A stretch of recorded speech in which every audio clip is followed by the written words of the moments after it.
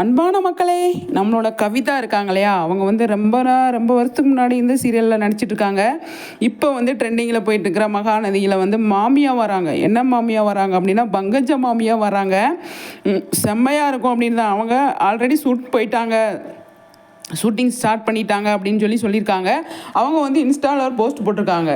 கவிதா வந்து new entry of upcoming Mahanadi அப்படின்னு போட்டிருக்காங்க. அதில் வந்துட்டு விஜய் காவேரி காவேரி விஜய் வீக்கா அப்படின்னு சொல்லிட்டு இந்த சூப்பராக போட்டிருக்காங்க. இவங்க வந்துட்டு மகாநதியில் ஒரு பாட்டாக இருக்காங்க அப்படிங்கிறதான். கண்டிப்பாக இவங்க விஜய்க்கு சப்போர்ட் பண்ணுவாங்க அப்படின்னு தான் நான் நினைக்கிறேன். கண்டிப்பாக விஜய் பக்கம் தான் நிற்பாங்க அப்படிங்கிறது.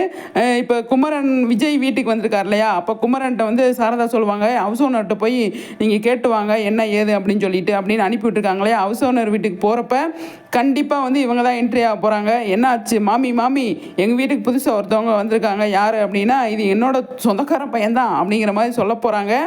பயங்கரமாக இருக்க போகுது அப்படிங்கிறதான். இவங்க வந்துட்டாங்க ஆல்ரெடி அப்படிங்கிறது பயங்கர ஹாப்பியாக இருக்குது. இந்த ப்ராஜெக்ட்டுக்கு நான் வர்றது, மகாநதியில் நானும் ஒரு பாட்டாக இருக்கிறது அப்படின்னு சொல்லிட்டு அவங்க வந்து அழகாக வந்து சூப்பராக போட்டிருக்காங்க. இவங்க ரொம்ப எவ்வளோ வருஷமாக நடிச்சிட்ருக்காங்க. பார்க்கும்போது எனக்கு ரொம்ப பிடிக்கும் இவங்கள. அவ்வளோ ஹம்புளாக அவ்வளோ சூப்பராக வந்து பேசுவாங்க. அவங்க இதில் வந்து மாமி கேரக்டர் பண்ணுறாங்க. அதனால் பங்கஜ மாமியாக வராங்களா அவங்க சொல்கிறாங்க.